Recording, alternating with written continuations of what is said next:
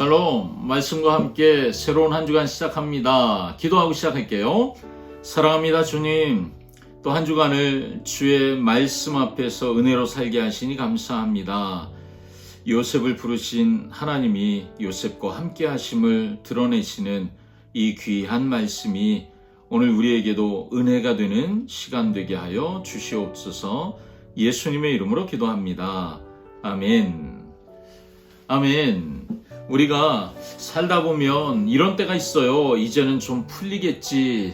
뭔가 어려운 일이 많을 때 이런 기대가 있잖아요. 그리고 또 그럴 때마다 이 사람 때문에 내가 좀 풀릴 것 같아. 이렇게 누군가를 의지하고 기대하게 될 때가 있습니다. 그래서 어렵게 부탁을 했는데 그런데 그 사람은 나를 까맣게 잊어버렸다. 이거 정말 섭섭한 그런 일 아니겠어요? 오늘 우리가 본문에서 만나는 요셉이 그래요. 감옥에서 이제 나갈 수 있겠다, 이제 길이 열리겠다 라고 생각을 했는데, 그런데 오늘 본문에 사실 절망적이죠. 요셉을 기억하지 못합니다. 그런데 여러분, 하나님은 잊지 않으시는 거잖아요. 도대체 하나님이 어떻게 일하실까요? 오늘 본문을 한번 잘 들어보시죠. 창세기 40장 1절에서 23절 말씀. 제 40장.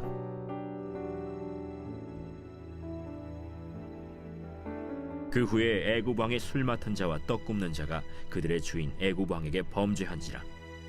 바로가 그 두 관원장 곧 술 맡은 관원장과 떡 굽는 관원장에게 노하여 그들을 친위 대장의 집안에 있는 옥에 가두니 곧 요셉이 갇힌 곳이라. 친위 대장이 요셉에게 그들을 수종들게 하매 요셉이 그들을 섬겼더라. 그들이 갇힌 지 여러 날이라. 옥에 갇힌 애굽 왕의 술 맡은 자와 떡 굽는 자 두 사람이 하룻밤에 꿈을 꾸니 각기 그 내용이 다르더라. 아침에 요셉이 들어가 보니 그들에게 근심의 빛이 있는지라. 요셉이 그 주인의 집에 자기와 함께 갇힌 바로의 신하들에게 묻되, 어찌하여 오늘 당신들의 얼굴에 근심의 빛이 있나이까? 우리가 꿈을 꾸었으나 이를 해석할 자가 없도다. 해석은 하나님께 있지 아니하니까 청하건대 내게 이르소서. 술 맡은 관원장이 그의 꿈을 요셉에게 말하여 이르되, 내가 꿈에 보니 내 앞에 포도나무가 있는데 그 나무에 세 가지가 있고 싹이 나서 꽃이 피고 포도송이가 익었고 내 손에 바로의 잔이 있기로 내가 포도를 따서 그 즙을 바로의 잔에 짜서 그 잔을 바로의 손에 들여놓으라. 그 해석이 이러하니 세 가지는 사흘이라. 지금부터 사흘 안에 바로가 당신의 머리를 들고 당신의 전직을 회복시키리니 당신이 그 전에 술 맡은 자가 되었을 때 하던 것 같이 바로의 잔을 그의 손에 드리게 되리이다. 당신이 잘 되시거든 나를 생각하고 내게 은혜를 베풀어서 내 사정을 바로에게 아뢰어 이 집에서 나를 건져주소서. 나는 히브리 땅에서 끌려온 자요 여기서도 옥에 갇힐 일은 행하지 아니하였나이다. 떡 굽는 관원장이 그 해석이 좋은 것을 보고 요셉에게 이르되, 나도 꿈에 보니 흰떡 세 광주리가 내 머리에 있고 맨 윗광주리에 바로를 위하여 만든 각종 구운 음식이 있는데 새들이 내 머리의 광주리에서 그것을 먹더라. 그 해석은 이러하니 새 광주리는 사흘이라. 지금부터 사흘 안에 바로가 당신의 머리를 들고 당신을 나무에 달리니 새들이 당신의 고기를 뜯어 먹으리이다. 하더니 제 3일은 바로의 생일이라. 바로가 그의 모든 신하를 위하여 잔치를 베풀 때에 술 맡은 관원장과 떡 굽는 관원장에게 그의 신하들 중에 머리를 들게 하니라. 바로의 술 맡은 관원장은 전직을 회복하매 그가 잔을 바로의 손에 받들어 드렸고 떡 굽는 관원장은 매달리니 요셉이 그들에게 해석함과 같이 되었으나 술 맡은 관원장이 요셉을 기억하지 못하고 그를 잊었더라. 아멘. 자, 어제 그 본문에 우리가 주일날 함께 보는 본문에는 이제 요셉이 감옥에 들어가게 됐죠. 그리고 그 요셉이 있는 감옥에 바로의 술 맡은 관원장 그리고 떡 굽는 관원장이 들어오게 됩니다. 하필 요셉이 갇힌 바로 그 감옥. 이게 우연일까요? 하나님이 요셉의 인생의 다음 장을 준비하고 계시기 때문에 지금 사건과 사람들이 요셉 주변에 모여들기 시작하고 있다. 여러분, 이렇게 볼 수 있지 않겠습니까? 자, 우리가 주목해야 할 또 하나는 요셉의 태도입니다. 그는 억울하게 갇혔잖아요. 그런데 여전히 다른 사람을 섬긴다 라고 하는 단어가 사용되고 있잖아요. 친위대장이 그들을 요셉에게 맡기니까 요셉이 그들을 수종들며 섬깁니다. 억울한 사람은 보통 그 자기의 억울함 때문에 늘 화가 나 있죠. 그리고 사람들이 못 건드립니다. 무슨 싸움딱 같거든요. 그런데 요셉은 감옥 안에서 자기 상처를 집중하기보다는 오히려 맡겨진 사람들을 돌보는 일을 열심히 하는 거예요. 여러분, 환경이 바닥으로 떨어진다고 해서 사명이 멈출 수 없다. 그것을 보여주는 사람이 요셉이지요. 상황이 바뀌고 환경이 바뀌어도 나를 향한 하나님의 소명, 그 부르심은 여전히 유효하다. 이걸 요셉이 보여주는 것입니다.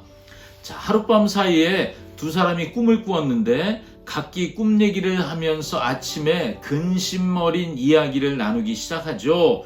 자, 요셉이 했던 말 여러분 기억하세요? 어찌하여 오늘 당신들의 얼굴에 근심의 빛이 있나이까? 여러분, 이 장면도 참 눈에 띄는 장면인데요.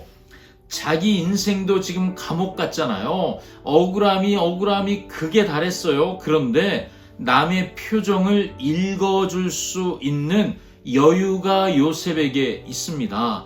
단순히 성격이 좋아서 그럴까요? 아닌 것 같아요. 하나님께 마음과 시선을 두고 있는 사람만 갖는 여유라고 생각합니다. 그리고 요셉이 말합니다. 해석은 하나님께 있지 않습니까? 여러분, 이것이 오늘 본문의 중심 같습니다. 요셉은 감옥에 있지만 해석은 감옥이 아니라 하나님께 있다. 자신이 감옥에서 나갈 방법을 찾기 위해서 궁리하는 사람이 아니라 하나님께 인생을 맡긴 사람의 고백을 하고 있는 거예요. 환경은 그를 가둘 수 있습니다. 그런데 그의 마음, 그의 생각, 그의 시선은 가둘 수가 없고 하나님을 향해 열려 있는 것이죠. 자, 술 맡은 관원장의 꿈은 회복의 꿈, 떡 굽는 관원장의 꿈은 죽음의 꿈이었습니다. 요셉이 사람의 비위를 맞추는 사람이었다면요, 그러면 적당히 얼버무리며 설명했을 것 같아요. 그런데 요셉은 정확하게 하나님이 말씀하신 그대로 말해줍니다. 당신은 내일 죽습니다. 자, 요셉은 술 맡은 자에게는 이렇게 부탁하죠. 당신이 잘 되거든 나를 좀 기억해 주십시오. 여기서 나를 건져 주십시오. 여러분, 이 부탁이 너무 인간적인 부탁이긴 해요. 요셉도 사람이죠. 그도 억울했고 자유를 원했습니다. 그런데 마지막은 냉정하게 본문이 끝나죠. 요셉을 기억하지 못하고 그를 잊었더라. 여러분, 이 한 문장이 뭔가 술술 풀려갈 것 같던 꿈이 와르르 무너지는 것처럼 보이지 않습니까? 그런데 여러분 기억하십시오. 이게 요셉의 인생의 결론일까요? 아니잖아요. 하나님은 요셉이 사람 의지하지 못하게 하시고 사람에게 기대면 실망할 수밖에 없음을 다시 가르치시죠.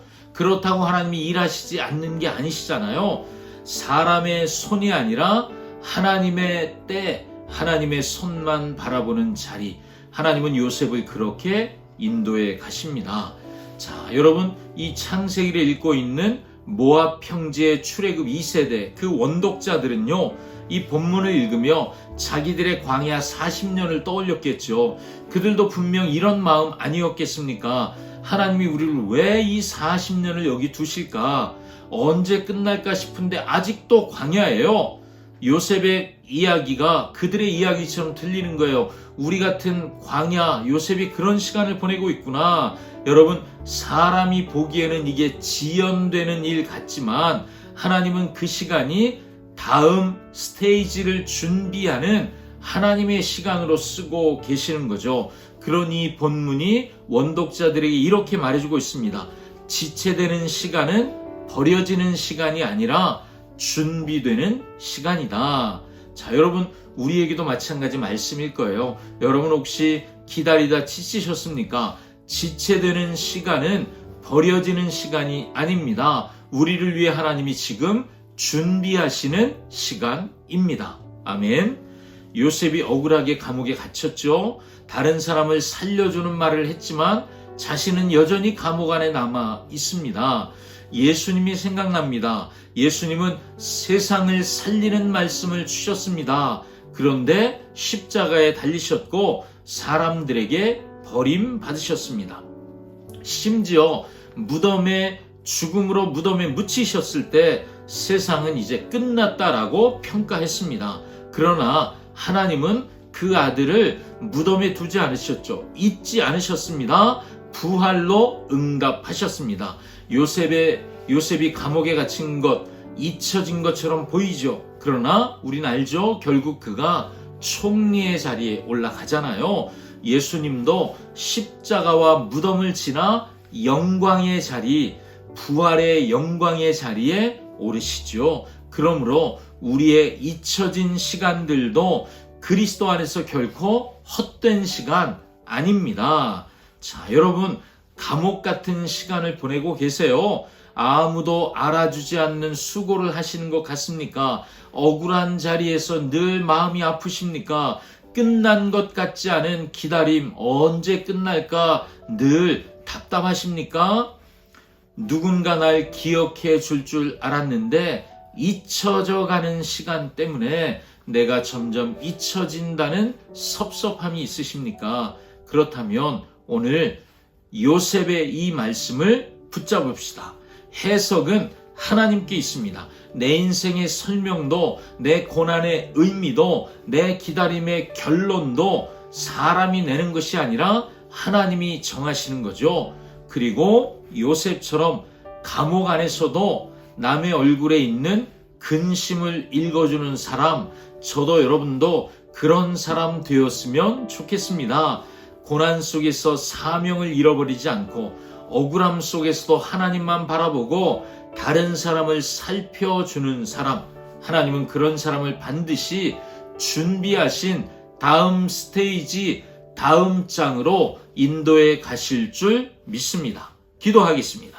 사랑하는 주님, 사람은 나를 잊어도 하나님은 나를 잊지 않으심을 믿습니다. 감옥 같은 시간 속에서도 억울함만 붙들지 않고 해석은 하나님께 있음을 고백하는 믿음을 주시옵소서.